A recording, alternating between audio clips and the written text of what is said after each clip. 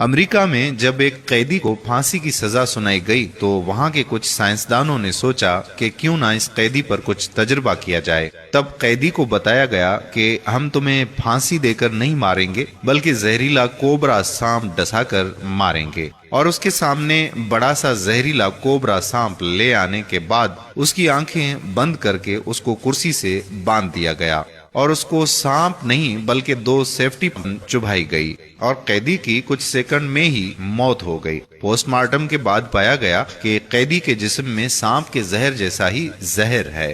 अब ये जहर कहां से आया जिसने उस कैदी की जान ले ली? वो जहर उसके जिस्म ने ही सदमे में जारी किया था। हमारे हर अमल से मस्बत या मनफी तवानाई बनती है और वो हमारे जिस्म में उसके मुताबिक हार्मोन्स तैयार करती है।